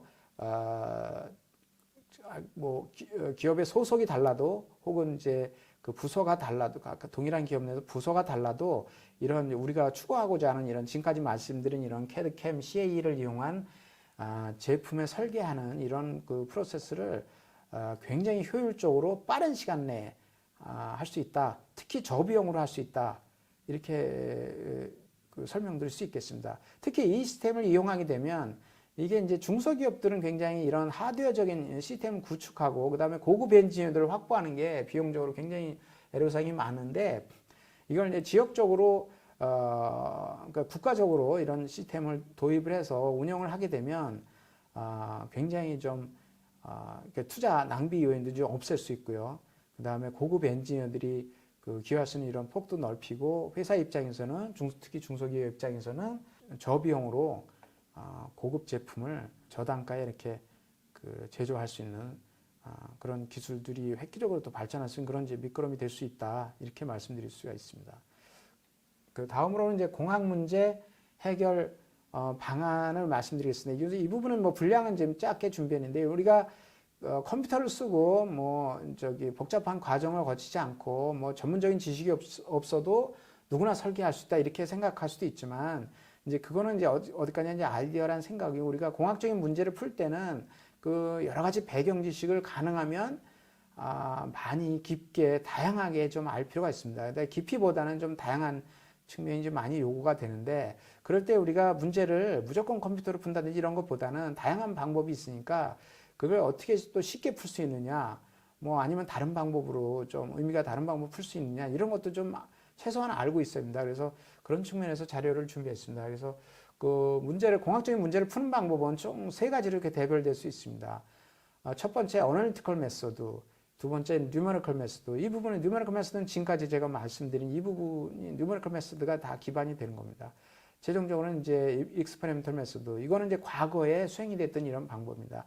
3가지가 다 장단점이 있습니다. 이제 그렇지만 우리가 주로 이제 뉴메리컬 메소드도 이제 중점을 두지만 기타 어널리티컬 메소드도 있다라는 거. 그래서 공학적인 문제가 아주 단순한 경우가 아주 드물지만 있습니다. 그래서 이런 거는 어널리티컬 메소드를 적용하면 아주 정확하게 그 빠른 시간에 그러니까 풀 수 있습니다. 특히 이제 손으로 계산기 몇 번 두들겨서 계산할 수 있기 때문에 이것도 좀 그 눈여겨 보시면 엔지니어들이 아주 유용한 방법이다 이렇게 볼 수 있고요. 실험적인 방법은 여러 가지 비용이 요구되고 시간도 요구되고 여러 가지 또 이것도 뭐 장치도 설계해야 될 이런 복잡한 과정이 들어가지만 특히 이제 비용 제품 거의 이제 시스템적인 제품을 만들어 가지고 장치를 구성해야 되기 때문에 들어가지만 이게 만약에 내가 쓰려고 하는 해결하려고 하는 그런 장치가 이미 있다, 구축이 돼 있다, 혹은 회사 내에 없다, 다른 데 있다라고 하면 뭐 기존에 있는 그런 실험적인 방법을 통해서 얻는 것도 아주 효율적인 방법이 되겠죠. 그래서 그리고 동시에 세 가지 방법을 다 고민하면서 어떤 거를 나한테 적합한 건지, 나한테 적합한 방법이 뭔지, 어떤 게 지금 현재 입장은 가장 효율적인 건지 이런 건 판단할 때 기준으로 삼으면 되겠습니다. 그래서 지금 그런 방법을 하게 되겠지만 기본적으로 저희들이 그 중점을 두고 해결해야 될 방법은 이제 이런 뉴메리컬 메서드 혹은 이제 컴퓨터 기반 설계 기술인데, 특히 그 중에서 이제 CA 쪽 설계 기술은 이 배경 지식을 좀 어느 정도 기본적인 거는 그 다양한 거, 뭐 아주 깊이 있는 것보다는 다양한 걸 좀 알 필요가 있습니다. 그 중에 우리가 좀 기본적인 지식을 좀 알아야 될 필요성이 있는 거는 물리적인 지식을 굉장히 좀 중요하게 생각을 해야 됩니다. 그래서 특히 자연현상에서 일어나는 거 혹은 이제 제품에서 이렇게 생길 수 있는 거, 이런 것들은 뭐 쉽게 얘기해서 물리적인 지식 그러면 뭐 온도다, 그 다음에 유량이다, 유속이다, 뭐 압력이다, 그 다음에 뭐 전자기장 같은 거는 이런 이제 그 뭐 자속이 어떻게 되고, 그 다음에 그 전기장이 어떻게 되고, 자기장이 어떻게 만들어지고, 그 다음에 그러니까 전류가 어떻고 저항이 어떻고, 이런 것들에 대한 기본 지식을 좀 많이 알면 좋게 되겠습니다. 그러면 이제 공학적인 문제 해결할 때 많이 도움이 되고요. 그 다음에 또 하나는 이제 수학적인 사고나 수치적인, 결국은 이제 이런 컴퓨터를 기반한다고 하는 건 모든 게 그 수학적인 거를 컴퓨터가 쉽게 할 수 있도록 좀 옮겨놓은 형태라, 수학적인 문제 혹은 이제 수치적인 거를 좀 가까이 해야 됩니다. 좀 기본적인 건 알고 있어야고요. 그래서 그 어떤 공학적인 문제가 있다 그러면 뭐 그런 거에 대한 그 우리가 이런 쪽의 용어로 이제 히트 앤 매스 밸런스, 그러니까 밸런스가 중요합니다. 이게 평형, 그래서 들어가는 뉴스는 나와야 되고 이런 기본적인 지식이 있는데, 그거를 그 문제가 주어지면 그걸 한번 자기가 이제 손으로 간단히 계산도 해보고요. 그 대충 수치적인 접근을 하기 전에 이게 이 문제가 어떤 유형의 문제인지를 정확히 판단해 볼 필요가 있습니다. 자기가 잘 모르는 분야는 이제 또 자문을 구해서 이렇게 해볼 필요가 있습니다. 그래서 그런 기술들이, 기본적인 기술은 필요하고 중요하다. 특히 복잡한 문제일수록 그런 것들이 더 중요하다. 그런 말씀을 드릴 수 있겠고, 그 다음에 이제 이게 다 수적인 기법인데 이걸 다 프로그래밍하는 과정이 필요합니다. 그 다음에 특히 이제 국내 사용자들은 대부분 이제 상용 코드에 접해 있기 때문에 이런 그 상용 코드가 다 이제 컴퓨터 랭귀지로, 랭귀지는 다양하지만 그런 랭귀지로 이제 구성이 되어 있습니다. 그래서 거기에 필요한 많이 쓰는 랭귀지는 우리가 기본적인 거는 좀 알 필요가 있고요. 그래야만이 우리가 커머셜 코드에서는 주어지지 않는 기능들이 있기 때문에 그런 것들을 좀 커버할 수가 있습니다. 그러니까 예를 들어서 이제 C++ 기술, 뭐 C#, 뭐 포트란, 뭐 파이썬 이런 랭귀지 기술들을 이제 익힐 필요가 있겠고, 그래서 그걸 통해서 여러 가지 코드를 사용을 꼭 해야 될 경우가 생깁니다. 그럴 때는 이제 인터페이스 문제들을 그런 코드를 우리가 이제 짠다고 하는데, 코딩하는 그런 과정을 통해서 해결할 수 있습니다.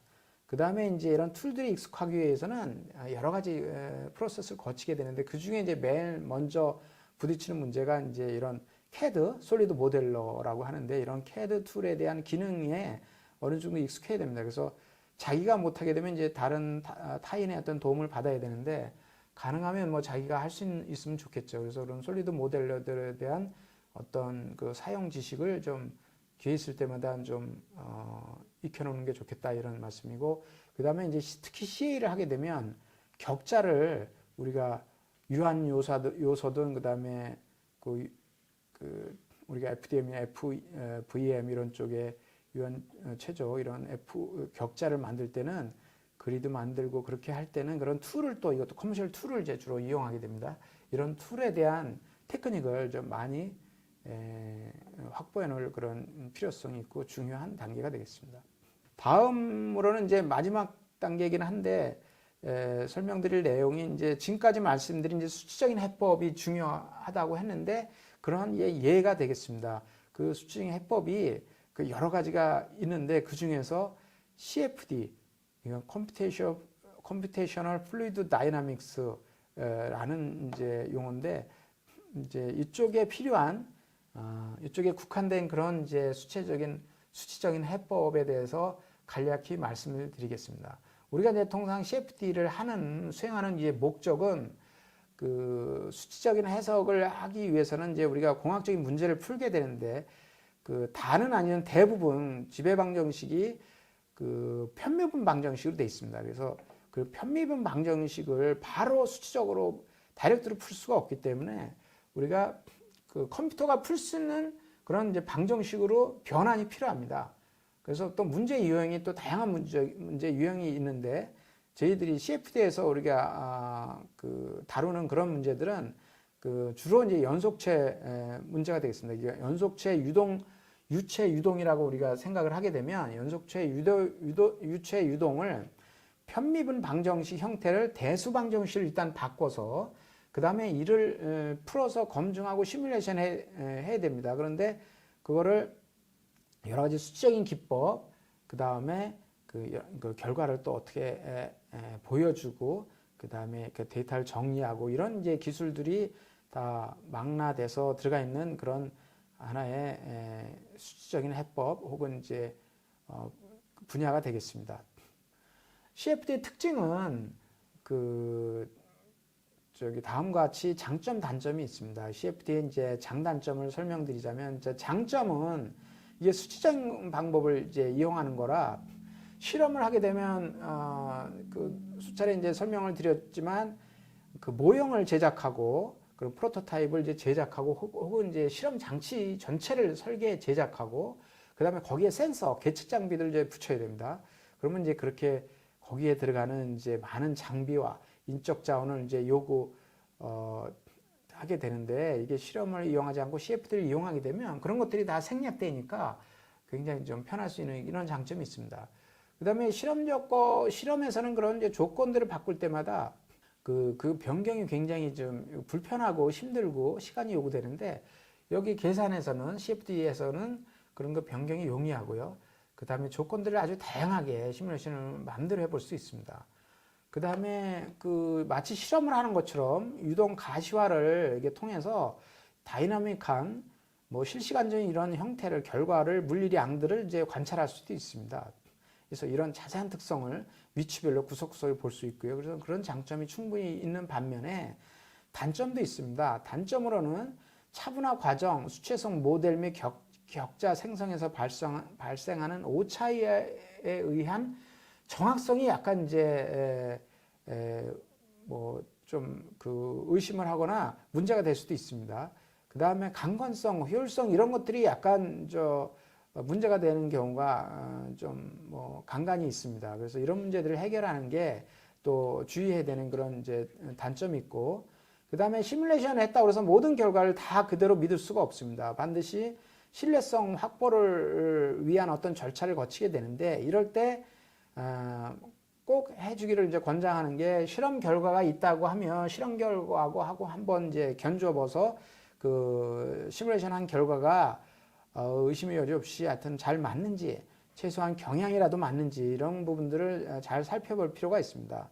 그 다음에 만약 실험 결과가 없다고 하면 엄밀해, 혹은 이제 우리가 아주 간단한 언어 해들이 있으면 이런 것들을 비교해서 검토해 볼 필요가 있습니다. 그래서 그런 과정을 거쳐야만이 우리의 시뮬레이션 결과를 믿고 우리가 제품을 설계하는데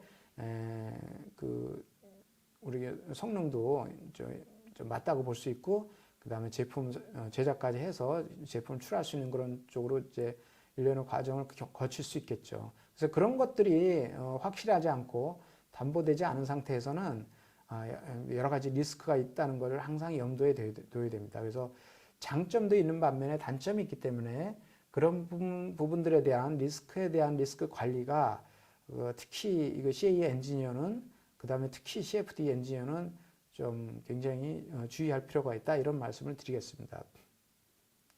지금까지 말씀드린 걸 좀 더 아주 가시적으로 요약해서 말씀드리면, 종래 CFD를 이용하지 않은 그런 방법에 있어서는 실험적인 기법 혹은 이론적인 거 이렇게 해서 이용할 수 있었는데, 실험적인 기법은 과시화 실험을 한다든지 속도, 압력, 온도계를 달아가지고 그걸 계측한다든지 이런 정량화된 데이터를 가지고 우리가 설계 데이터에 이제 활용할 수 있었습니다.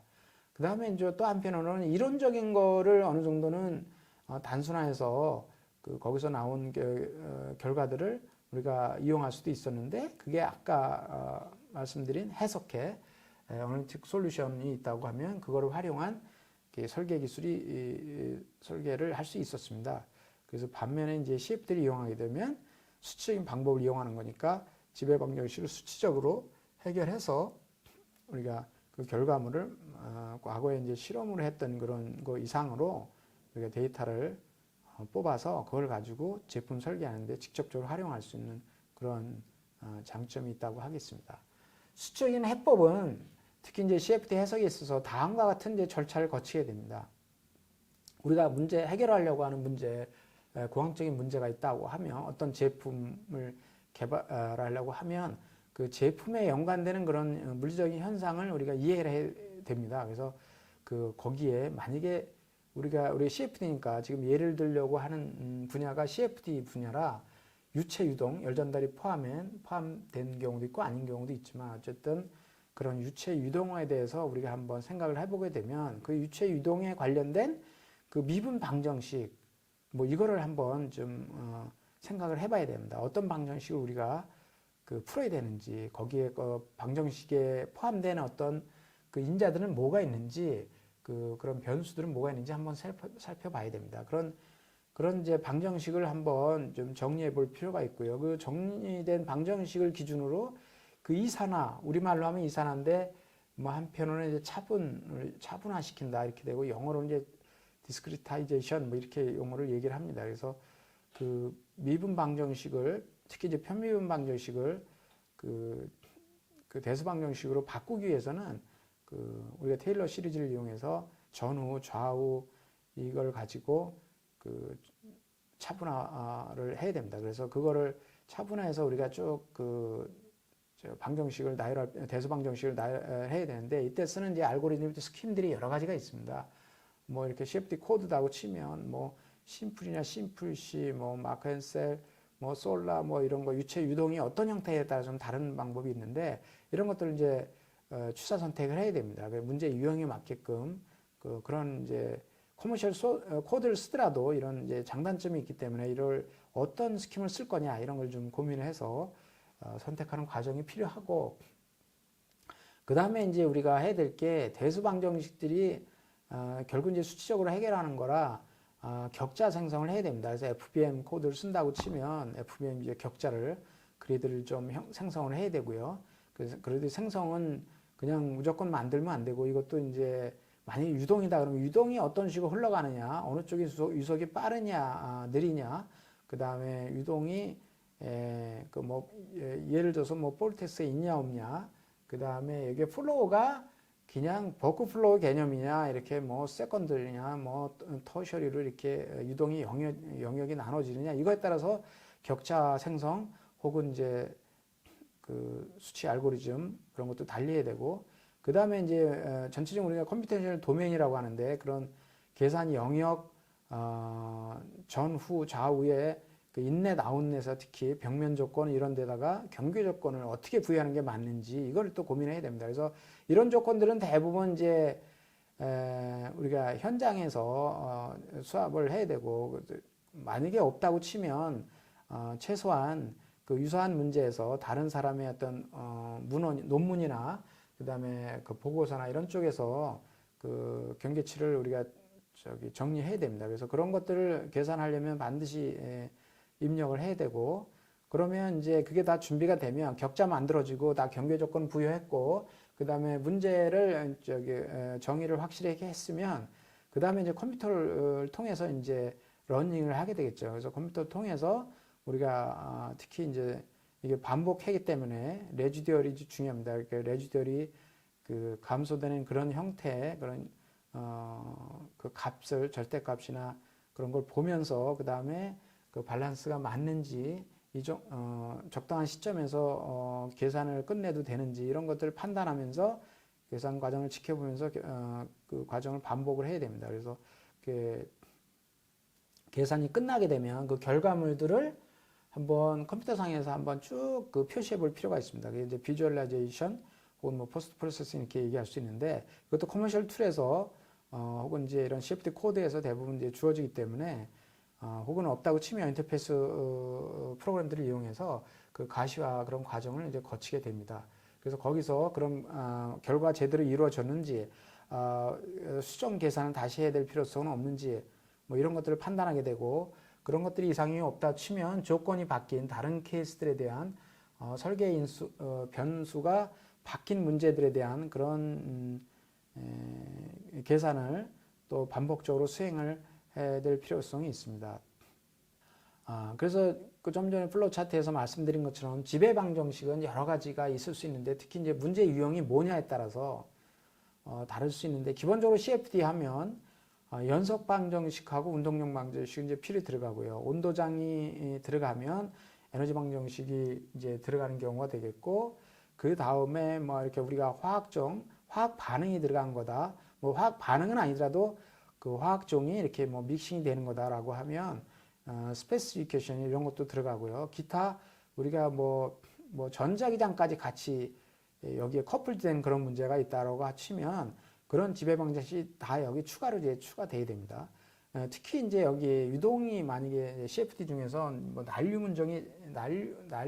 문제가 이제 굉장히 이제 많은 경우니까 난류 문제를 풀 때는 또 난류 모델이 이제 들어갑니다. 난류 모델을 어떤 모델을 써야 되는지 여기 밑에 제시한 것처럼 하나의 예시처럼 문제 물리적 현상을 모사할 수 있는 추가적 모델이 이제 필요한데 그 난류 모델에 어떤 걸 써야 되느냐? 난류 모델이 뭐 그 요즘에 이제 많이 그 장단점이 있기 때문에 이것도 그 커머셜 코드에서 많이 제시를 하고 있습니다. 제공을 하고 있기 때문에 그걸 어떤 모델을 써야 될지를 판단을 해야 됩니다.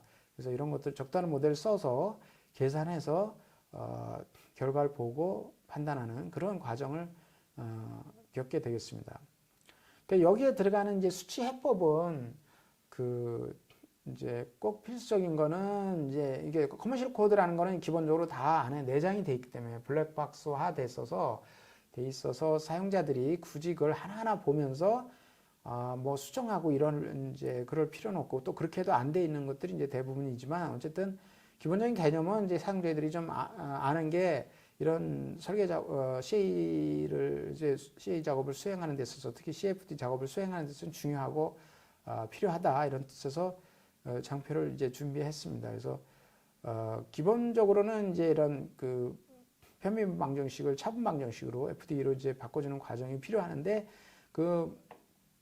그걸 바꿔서 그 다음에 수치적인 거를 어떤 식으로 그 풀 거냐 나누는 이제 차분한 기법이 이제 몇 가지가 존재합니다. 그래서 주로 많이 쓰이는 거를 이렇게 설명드리면 총 이제 네 가지로 구분할 수 있는데 유한차분법 FDM이라고 합니다. Finite Difference Method야죠.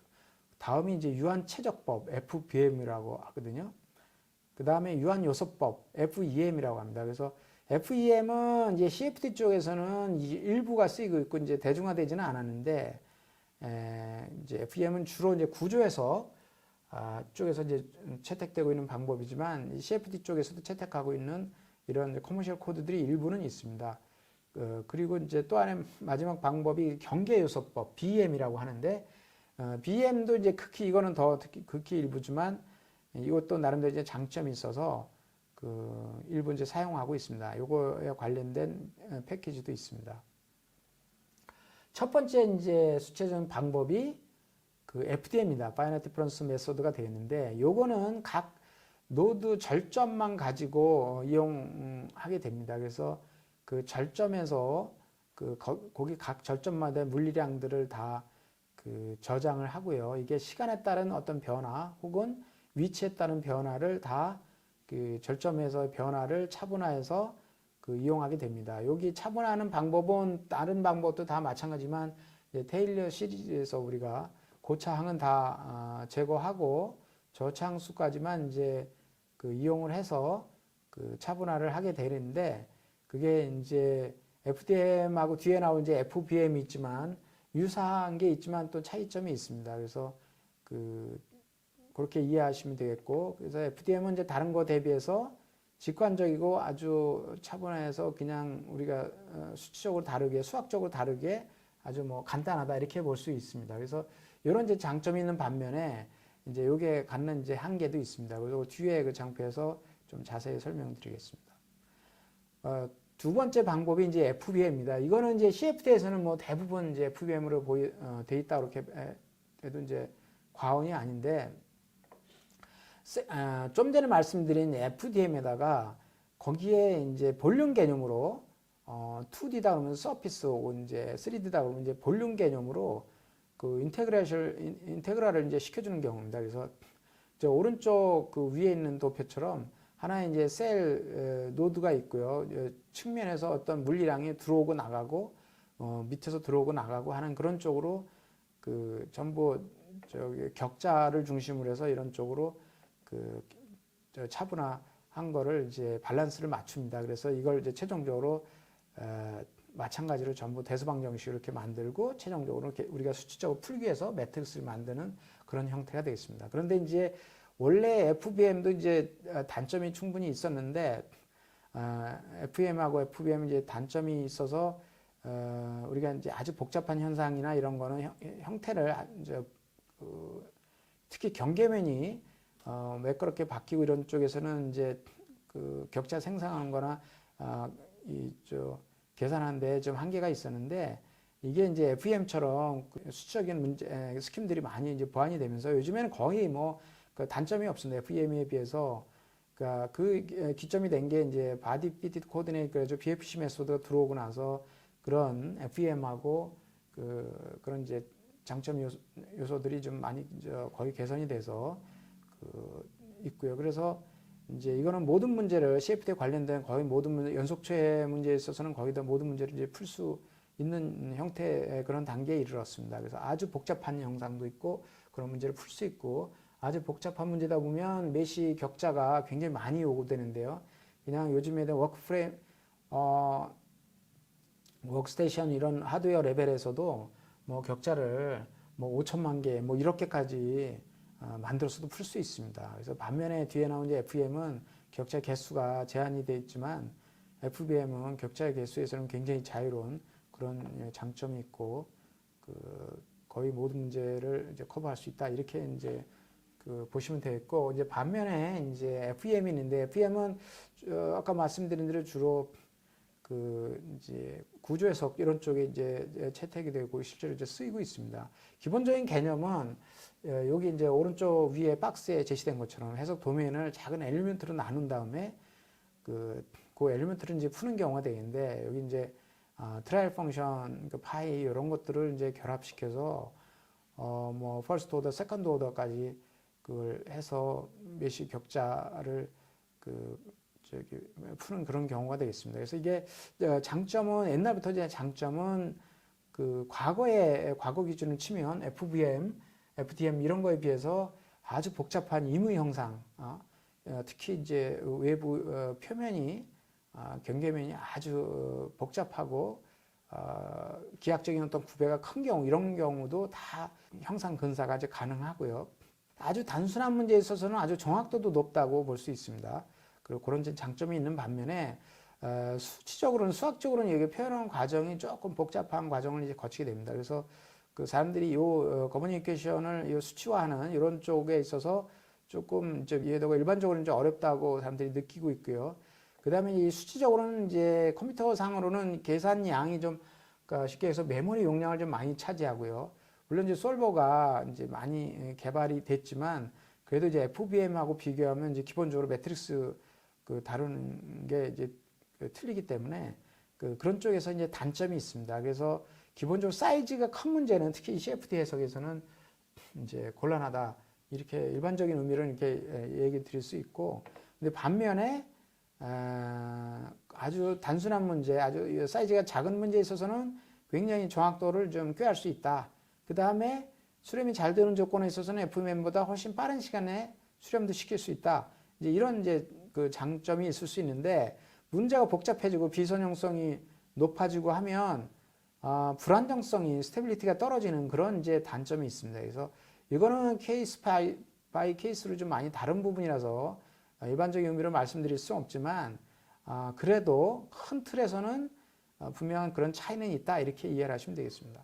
마지막 방법은 이제 BM 메소드가 있는데, 이거는 이제 뭐 쉽게 얘기해서 이제 패널 메소드라는 용어로 쓰기도 하고요. 그래서 이게 이쪽에 쓰는 이제 분야는 특히 이제 그 비점성 유동, 특히 이제 비행기 익형, 비행기 동체 내 주변에서 벌어지는 어떤 그런 물리적인 현상 이런 거 할 때는 우리가 점성 유동으로 간주하지 않아도 오차가 크지 않기 때문에 그 표면에, 그러니까 예를 들어 비행기 익형이라고 치면 표면에 그 그냥 요 말 그대로 바운더리에다가 격자를 이렇게 나눕니다. 그래서 그걸 가지고 문제를 푸는 경우가 있는데 이것도 이제 장점 단점이 있습니다. 장점은 당연히 이렇게 많은 메쉬를 많은 그리드를 가지고 만들 필요가 없기 때문에 계산 시간이 짧을 수 있는데 이게 제한적인 분야는 포텐셜 유동에만 비점성 이런 쪽 유동에만 아주 장점으로 쓸 수 있고요. 그래서 이 관련된 그 코드도 있지만 이제 일반적이진 않다. 그러니까 제너럴 퍼포스드 이런 패키지에는 이제 적합치는 않다 이런 말씀을 드릴 수 있겠고 아주 메쉬가 작고 사이즈가 작으니까 계산량이 작아서 그런 대로 장점이 있다. 그래서 BEM도 분야에 따라서는 이제 쓰이는 분야가 있다는 말씀을 드리고 지금까지 이제 3개, 4개 이렇게 설명을 드렸는데 이렇게 수치적인 해석 방법별로 차이점이 있습니다. 조금 부연 설명을 드리면 아까 얘기드린 대로 FDM은 그 적분을 취하지 않으니까요. 그냥 간단히 노드에다 어떤 값을 가지고 우리가 그 수적으로 이제 푸는 방법이라 아주 좀 단순한 문제, 뭐 1D 아니면 뭐 2D 그러니까 이런 쪽에서는 그래도 많이 쓰이고 있고요. 특히 간단한 문제, 뭐 온도 해석을 한다든지, 뭐 그 좀 단순한 문제에 있어서 유동이라 하더라도 단순한 문제에서 푸는 거는 이제 가능한데 주로 이제 그 솔리드 쪽 이런 쪽에 적용한다 이렇게 보시면 되겠고 아니면 이제 그 우리가 원디로 이런 거를 그 물리적으로 복잡하지만 그 좀 단순한 개념을 풀 때는 이제 이게 그런 대로 효용성이 있다 이렇게 지금 말씀을 드릴 수 있겠고 FBM과 FEM은 좀 많이 이제 사람들이 혼동스러워 하는데 그 기본적인 이제 다른 부분도 있고 유사한 부분도 있다. 근데 이제 장단점 측면에서는 이제 아까 설명드린 대로 단점으로 작용 요소들이 특히 FBM에서는 많이 이제 개선이 됐고 FEM에서도 이제 그런 특히 이제 비전형성 CFD 쪽에 있어서 문제를 푸는 데 있어서는 조금 개선이 된 여지가 있다. 특히 매트리스 솔버 이런 쪽에서는 스킴들이 좋아진 부분들이 있어서 스테빌리티도 좀 많이 좋아진 거로 있는데 그 사이즈가 큰 문제에 있어서는 역시 이제 FEM과 FBM은 반드시 구분이 돼야 된다 이런 말씀을 드릴 수 있겠고 그 정도만 이제 이 사용자 입장에서는 좀 이해를 하시면 우리가 CA를 이용한 그 제품 설계 내지는 이제 해석을 하는 데 있어서 큰 무리가 없다 이렇게 얘기 드릴 수가 있겠습니다.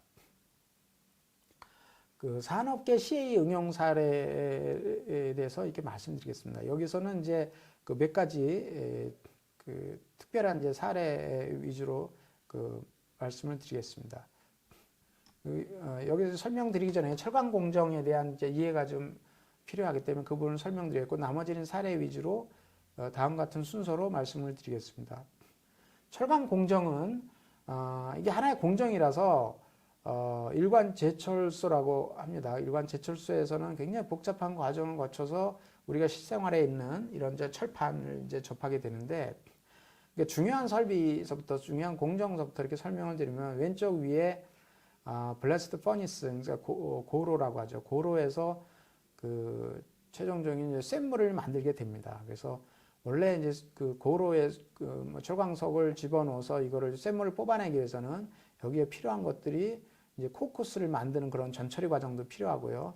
그 다음에 이제 고로에서 열풍로에서 열풍을 만들어서 집어넣는 과정이 필요한데 그런 전처리 과정은 이제 그 생략드리겠습니다. 그래서 일단 여기서 그런 전처리 과정 혹은 그 전처리에서 만들어지는 어떤 부산물을 이용해서 이 고로에서 쇳물을 만드는 과정이 있고요. 그러면 그 만들어진 쇳물은 여기서 바로 옆에서는 처리를 못하고요. 토피드 쿼를 통해서 이송을 한 다음에 이제 컨버터 전로라고 하죠. 이거 컨버터를 통해서 이제 그 뒤에 이제 그 여러 가지 뭐 RHOB나 이런 이제 정련 과정을 산소 출연이나 이런 걸 통해서 그 정련 과정을 거치고 그 다음에 우리가 이제 실제 형상을 갖는 제품화 공정을 거치게 됩니다. 이게 이제 여기서 제일 먼저 하는 게 연속 주조가 됩니다. 그래서 연속 주조는 제품을 총지 세 가지 형태로 만듭니다. 슬라브라는 거 만들기도 하고, 슬라브는 이제 가로, 세로, 어스펙트 레이트가 큰,